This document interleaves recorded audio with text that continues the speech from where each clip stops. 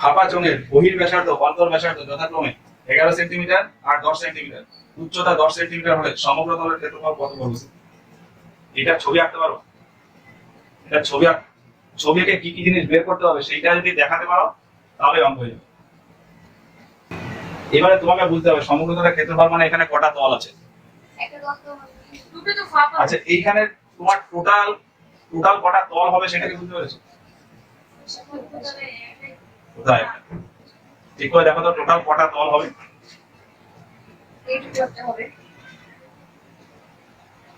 এই একটা ফাঁপা গোলক, তাই তো? এই ফাঁপা চোঙ এরকম দেখতে হলো। তাহলে এইরকম একটা ফিগার ওই পেছনেও আছে হলো। তাহলে এবারে দেখো তো আমার তল কটা। এটা একটা তল, তাই তো? আমি যদি রং করতে চাই তাহলে আমাকে এই তলটাকে রং করতে হবে। তাহলে এটা একটা তল হলো। তাহলে এর মতন করে ঠিক ওই পাশে আরেকটা তল আছে, তাহলে দুটো তল হলো। বাইরের এই বক্রতল কটা?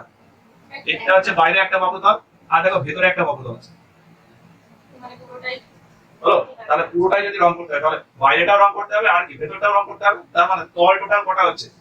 4টে। এবার এই 4টে তলের ক্ষেত্রফল আমাকে বের করতে হবে। কি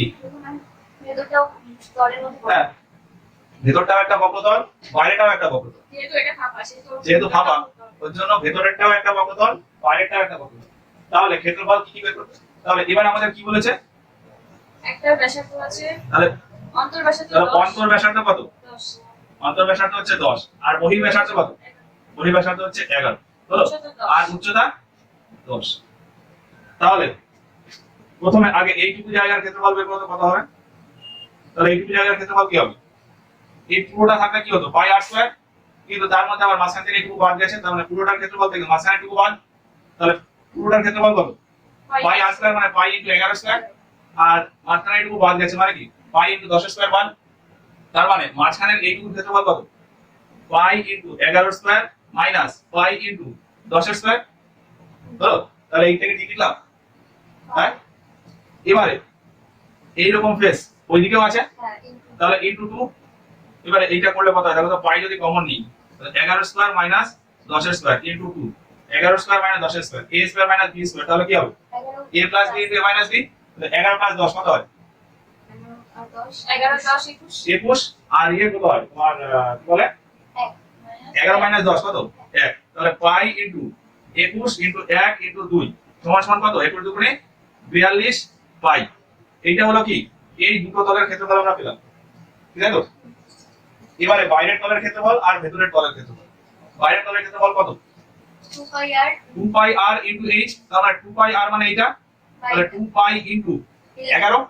তাহলে 2 পাই ইনটু 11 ইনটু h কত? 10 হলো। এটা হলো বাইরের তলের ক্ষেত্রফল। আর ভেতরের তলের ক্ষেত্রফল কত হবে?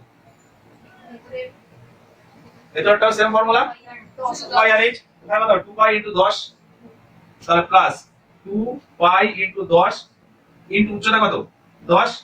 এবার যদি কমন নিই না তাহলে 2 পাই ইনটু 10 যদি কমন নিই, 2 পাই ইনটু 10 কমন নিলে এখানে পড়ে থাকে 11 আর এখানে পড়ে থাকে 10। তাহলে কত হয়? 2 ইনটু 10 কত হয়? 20। 20 পাই ইনটু 10 আর 11 কত? 21। তাহলে 21 ইনটু 20 কত হয়? 41। এই 21 ইনটু 20 কত হয়? 420 পাই। তাহলে বক্রতল বাইরের আর ভেতরের বক্রতল মিলিয়ে কত হলো? 420 পাই। আর এই দুই সাইড মিলিয়ে ক্ষেত্রফল কত হলো? 42 পাই। তাহলে টোটাল ক্ষেত্রফল কত? 46 এইটা প্লাস এইটা, তার মানে 420 পাই প্লাস 42 পাই বলে কত হয়? 462 ইনটু পাই। এই উত্তরে কি পাই দিয়ে আছে? উত্তরে পাই দিয়ে নেই, তার মানে পাই এর ভ্যালুটা আমাদের এখানে বসাতে হবে। তাহলে 462 ইনটু 22 বাই 7। 7 দিয়ে কাটলে কত হয়? 6 7 42, 6 7 42। তাহলে 22 এই 66 ইনটু 22। এবার এইটা কিভাবে গুণ করব? 66 ইনটু 22 বলে কত হয়? 66 দুগুণে 132, আবার বলবো 132। তাহলে 2 5 4 1 1452 আছে উত্তরে 1452। তাহলে 1452 বর্গ সেন্টিমিটার, তাই তো? 1452। এটা ছবি আঁকাতে দরকার আছে না ছবি আঁকার দরকার নেই। 6 গুণ হবে কি বলেছে ব্যাসার্ধ আর উচ্চতা দ্বিগুণ করা হলে আয়তন কত গুণ করতে হবে? হ্যাঁ হয় 6 নয়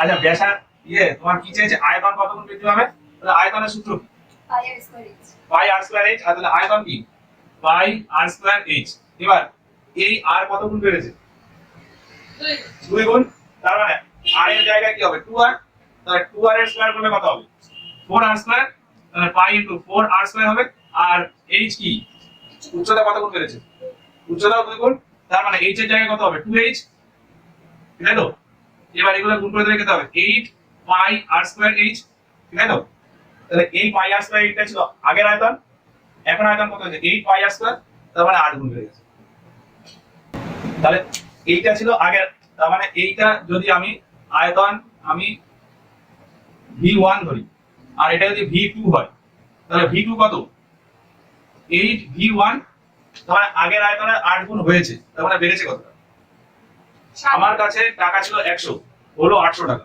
তার মানে 8 গুণ টাকা হয়েছে তাহলে বেড়েছে কত 700 টাকা মানে 7 গুণ বেড়েছে তাহলে 7 গুণ আয়তন বেড়েছে বলেছে একটা 28 সেন্টিমিটার বাহু বিশিষ্ট ঘনক থেকে বৃহত্তম চোঙ কেটে নিলে ওই চোঙের আয়তন কত ঘন সেমি হবে ছবি এটা ছবি দেখিয়ে দিলে একবারে করে ফেলতে পারবো কি বলেছে তার মানে একটা ঘনক থেকে তার মানে একটা ঘনককে কেটে একটা চোঙ বানিয়েছে ঘনক দেখতে কেমন হয় স্কয়ার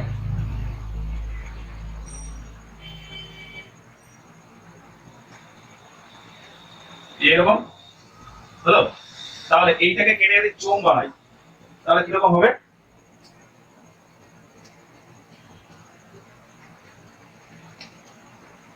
এটাকে কেটে যদি চোঙ বানাতে হয় তার মানে এই যে নিচের এই যে স্কয়ার মতো যে সারফেসটা ছিল সেইটাকে কেটে কি গোল বানিয়ে দিতে হবে তাই তো তার মানে এই সাইড গুলোকে আমাকে প্লেন করে দিতে হবে হলো তাহলে এইটাকে কেটে যদি গোল বানিয়ে দিই তাহলে উপরেও একটা গোল তৈরি হয়ে যাবে এটা বোঝা গেল তাহলে এই নিচের এই তলটাকে কেটে আমরা গোল বানালাম তার মানে নিচটা কেমন ছিল এরকম এটা কেটে আমরা কি করলাম এরকম গোল বানালাম এর উচ্চতাকে কি হাত দিলাম তার মানে উচ্চতা যা ছিল তাই হলো আচ্ছা এইবার বলে দিয়েছে কি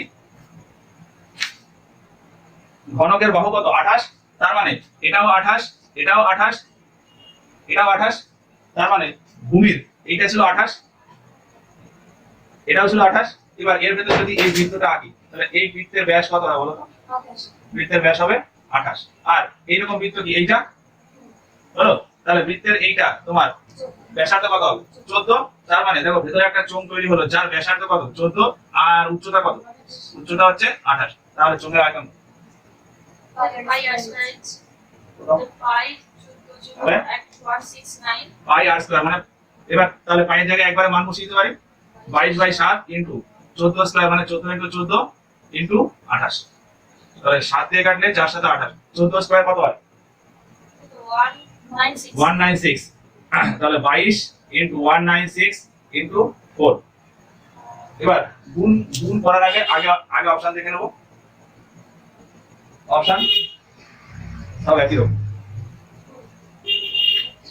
অপশন সব একই রকম কিন্তু তার মধ্যে দেখো একটুখানি ডিফারেন্স আছে একটাতে আছে লাস্টে কত 8 দেখো এখানে গুণ করলে কত আসে 48 ওটাই হবে 8 তার মানে ওটাই হবে তাহলে ব্যাসার্ধ আর উচ্চতার অনুপাত 2:3 এই তাহলে ব্যাসার্ধের অনুপাত 2:3 আর উচ্চতার অনুপাত 5:3 তার মানে ব্যাসার্ধ প্রথমটা 2 আর উচ্চতা প্রথমটা 5 তাহলে সেইভাবে গুণ করলে বেরিয়ে যাবে 2 × 4 × 5 মানে 2 আর ওদিকে 3 3 কে 9 × 3 মানে 27 তাহলে 2:27 তাহলে 18টা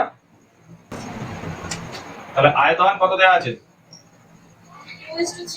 2:3 আর কি উচ্চতা তার মানে উচ্চতা তাহলে ব্যাসার্ধ অনুপাত কত দেওয়া আছে 3:4 তাহলে ব্যাসার্ধের অনুপাত 3:4 কি বের করতে হবে উচ্চতা আচ্ছা আয়তন মানে কি পাই আর স্কয়ার এইচ হলো আচ্ছা পাইটাকে যদি বাদ দিয়ে দিই তার মানে ভি কার সাথে সমানুপাতিক আর স্কয়ার ইনটু এইচ যদি আমাকে এইচ বের করতে হয় তাহলে ভি কে আর স্কয়ার দিয়ে ভাগ করতে হবে আমি এখানে ভি এর অনুপাত জানি, আর এর অনুপাত জানি, তাহলে আর এর স্কয়ার যদি আমি বের করে নিই তাহলে ভি কে আর স্কয়ার দিয়ে ভাগ করে দেবো।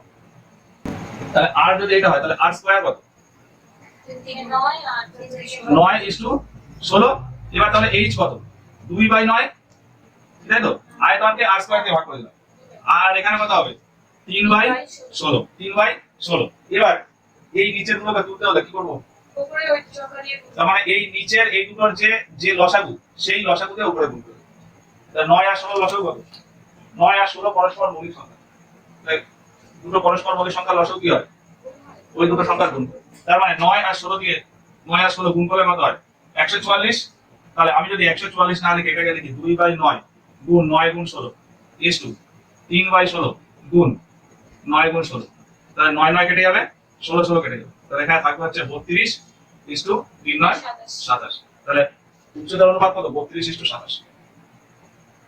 লসাগু না করে আমরা এটাকে ডাইরেক্ট গুণ করে দেব। 16 দিয়ে এর সাথে গুণ করে দেব, 9 দিয়ে এর সাথে গুণ করে দেব।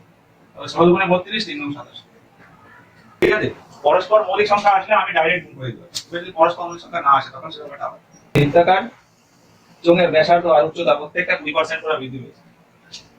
ব্যাসার্ধ আর উচ্চতা, তাহলে আয়তন কত বৃদ্ধি পাবে? তাই তো?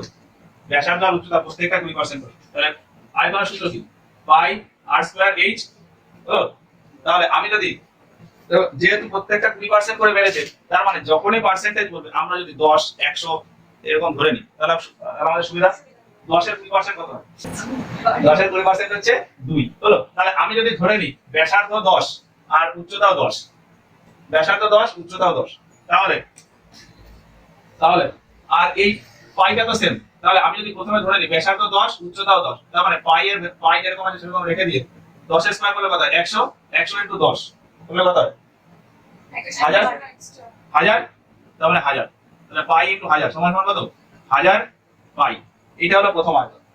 এবার বলেছে ব্যাসার্ধ আর উচ্চতা দুটোই 2% বেড়ে গেল। তাহলে 10 এর 2% কত? 2। তার মানে 2 বাড়া মানে কত হবে? 12 হবে। তার মানে ওখানে কত হবে? পাই ইনটু 12 স্কয়ার ইনটু 12। তাহলে 12 স্কয়ার কত হয়? 144 ইনটু 12। তাহলে 144 ইনটু 12 কত হয়? 288। তাহলে 1440 আর 200 কত হয়? 1640। 1640 আর 88, 1640 আর 80 কত হয়? 40 আর 80 হচ্ছে 120। তার মানে 1720। 1720 আর কত আছে? 8, 1728। হলো? তাহলে 1728 পাই। তাহলে এটা সমান সমান কত? 1728 পাই।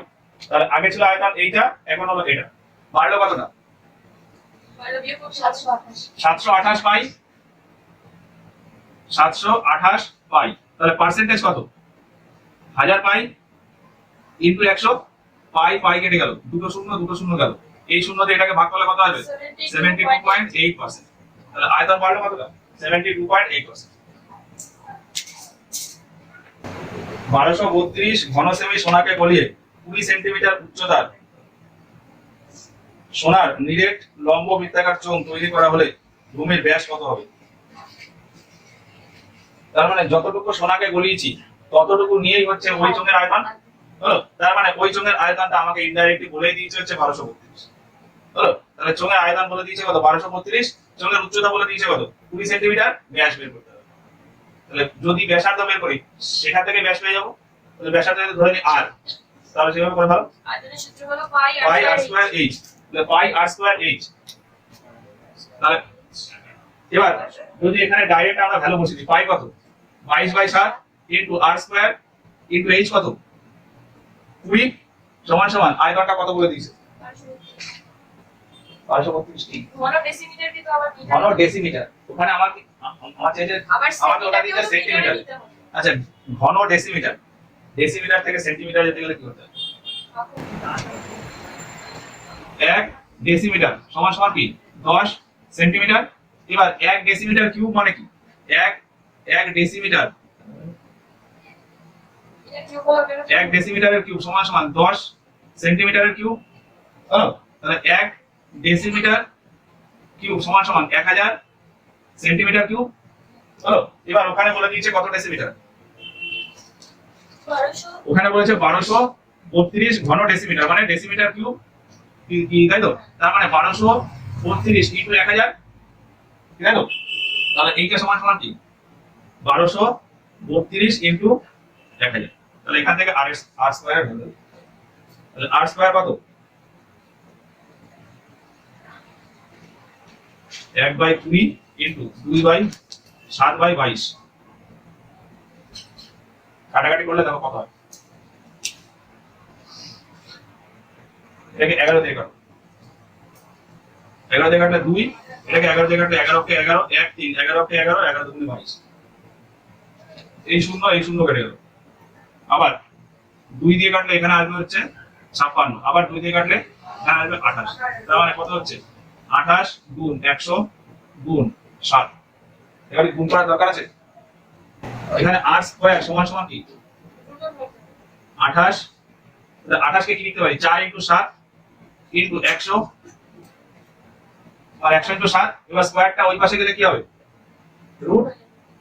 তাহলে রুট হলে 4 এর রুট কত হয়? 2 ইনটু 7 আছে, তার মানে এখান থেকে একটা 7 নেব। আর তোমার 100 রুট কত? 10। তাহলে কত হবে? 7 গুণে 14, 140 সেন্টিমিটার। এবার আমাদের চেয়েছে কিসে? মিটারে। তাহলে সেন্টিমিটার থেকে মিটারে যেতে গেলে কি করতে হবে? দুবার আগে পয়েন্ট দিতে হবে। তার মানে 1.4 মিটার। 1.4 মিটার। ব্যাস চলে দাও, তাহলে 2.8। তাহলে ব্যাস কত হবে? ব্যাস হচ্ছে 2.8 মিটার। এই সেটা বলেছে 1.4 ডেসিমিটার বাহু বিশিষ্ট ঘনক বলিয়ে 7 সেন্টিমিটার বাহু বিশিষ্ট এই ভূমির ব্যাসার্ধ বিশিষ্ট একটা লম্ববৃত্তাকার নিরেট চোঙ তৈরি করা হলো। এর উচ্চতা কত হবে? তার মানে ঘনকের আয়তন আর এই চোঙের আয়তন সেম। ঘনকের আয়তনের সূত্র কি? a cube. ঘনকের আয়তন a কিউব আর চোঙের আয়তন পাই আর স্কয়ার h। তার মানে a কিউব সমান সমান পাই আর স্কয়ার h, তাই তো? এখানে a কত? a মানে তো বাহু 1.4। আচ্ছা, এবার এইটা কিসের মধ্যে দিয়েছে? ডেসিমিটারে। আবার চোঙটা কিসে দিয়েছে? সেন্টিমিটারে। তার মানে ডেসিমিটার থেকে সেন্টিমিটারে করা সুবিধা। 10 দিয়ে গুণ করছি। তাহলে ওখানে কত হবে? 14। তার মানে এখানে কত? 14 এর কিউব সমান সমান পাই মানে কি? 22/7 ইনটু আর স্কয়ার। ব্যাসার্ধকে বলে দিয়েছে 7 সেন্টিমিটার। তাহলে 7 গুণ 7 গুণ আমাকে কি বের করতে হবে? উচ্চতা, তার মানে h। এবার এটা করে দাও, 7 আর 7 কেটে যাবে। তাহলে h সমান সমান কি? 14 cube into 14 cube into by 22 into 7। 14 cube into 22/7। এই 14 কিউব বাই 22 ইনটু 7। তাহলে এখান থেকে 14 কিউবটাকে যদি ভেঙে নিই, তাহলে 14 স্কয়ার গুণ 14 বাই 22 ইনটু 7। 7 দিয়ে কাটলে 7 গুণে 14, 2 দিয়ে কাটলে এখানে 11। তার মানে 14 স্কয়ার বাই 11। 14 স্কয়ার বাই 11 করলে কত হয়? 196 বাই 11। 196 বাই 11 কত হবে? 11 কে 11, 8 6 7 11 77। তাহলে কত হবে? 9। তার মানে 17 পূর্ণ 9/11। তাহলে উচ্চতা হচ্ছে 17 পূর্ণ 9/11 সেন্টিমিটার। 8 সেন্টিমিটার উচ্চতা আর 7 সেন্টিমিটার ব্যাসার্ধ বিশিষ্ট নিরেট চোঙ গলিয়ে 2 সেন্টিমিটার বাহু বিশিষ্ট কটা ঘনক তৈরি করে? তার মানে একটা চোঙ গলিয়ে অনেকগুলো ঘনক তৈরি করব। তার মানে ওই একটা চোঙের আয়তন আর সবগুলো ঘনকের আয়তন সেম হলো। তাহলে চোঙের আয়তন কি? তাহলে পাই আর স্কয়ার h সেই ফর্মুলা বসিয়ে দাও। আচ্ছা, দুটোই কি সেন্টিমিটারে আছে? দুটোই সেন্টিমিটারে আছে, তাহলে আমার ঝামেলাই নেই। তাহলে পাই আর স্কয়ার h, তাহলে ডাইরেক্ট মান বসাও। পাই আর স্কয়ার মানে কি? 22/7 ইনটু আর স্কয়ার মানে কি? 7। তাহলে 7 ইনটু 7 আর হাইট কত? 8। এইটা সমান সমান কত ঘনক? 2 সেন্টিমিটারের ঘনক। তাহলে ঘনকের আয়তন কত? 2 কিউব। এটা হচ্ছে একটা আয়তন। যদি ধরে নিই যে এইরকম আমরা পাবো হচ্ছে x পিস, তাহলে ইনটু x। এবার তাহলে x এর ভ্যালু 7 7 কেটে দাও। এবার তাহলে 2 কিউব চলে আসবে এখানে। তাহলে 22 ইনটু 7 ইনটু 8 বাই 2 এর কিউব কত হয়? 8। তাহলে নিচে চলে আসবে 8 সমান সমান x। 8 8 কেটে গেল। 22 ইনটু 7 কত হয়? তাহলে 154 পিস। 154 পিস। এইগুলো হচ্ছে অঙ্ক, একদম তাড়াতাড়ি হয়ে যাবে। 165 বর্গমিটার লোহার পাত দিয়ে 4 মিটার লম্বা একটা লম্ববৃত্তাকার ড্রাম তৈরি করা হলো, ড্রামটার ব্যাসার্ধ কত হবে? এবারে কি বলে দিয়েছে আর কি বলেনি বল।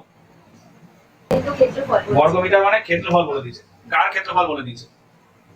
পাতের পাতের মানে তোমার মানে লোহার পাত। এবার ওই লোহার পাত দিয়ে যদি আমরা একটা কি করি, একটা ড্রাম বানাই, তার মানে লোহার পাতটা ছিল এরকম, তাহলে ওটাকে এরকম বেঁকিয়ে একটা ড্রাম বানাবো, তাই তো? তাহলে বেঁকিয়ে যদি ড্রাম বানাই, তাহলে এরা যেটা কনসেপ্টটা দিয়েছে সেটা হচ্ছে একটা পাত দিয়ে আমি ড্রাম বানালাম, তাহলে ড্রামের বক্রতলটাও তো হলো, তার সাথে তো উপর আর নিচটাও।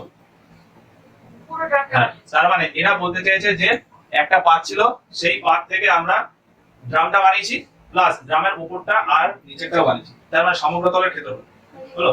তাহলে সমগ্র তলের ক্ষেত্রফল কি? 2 পাই আর এইচ প্লাস প্লাস হচ্ছে 2 পাই আর স্কয়ার, তাহলে 2 পাই আর এইচ প্লাস 2 পাই আর স্কয়ার সমান সমান 165। এবার এখানে এইচটা বলে দিয়েছে কত? 4। তার মানে এখানে 2 পাইটা যদি কমন নিই, তাহলে আর এইচ ইনটু আর স্কয়ার সমান সমান 165। এবার পাই এর মান কত? তাহলে 2 ইনটু কোনটা প্লাস? হ্যাঁ, এটা প্লাস। এবার এইচ এর মান কত? 4, তার মানে 4r প্লাস r স্কয়ার সমান সমান 165। এটাকে ওই পাশে নিয়ে যাও, তাহলে 4r square plus r, 4r plus r square সমান সমান 165 ইনটু 7/22 ইনটু 1/2। 11 দিয়ে করলে 11 দুগুণে 22, আর এখানে আসবে 15। তাহলে 4r প্লাস r স্কয়ার সমান সমান 105/4। 4 দিয়ে এটাকে গুণ করে দিলে 4 4 16 r প্লাস 4r স্কয়ার সমান সমান 105। এটাকে এই পাশে নিয়ে আসলে ফাইনালি আসবে হচ্ছে 4r square plus 16r minus 105 সমান সমান 0। এবার এটাকে মিডিল টার্ম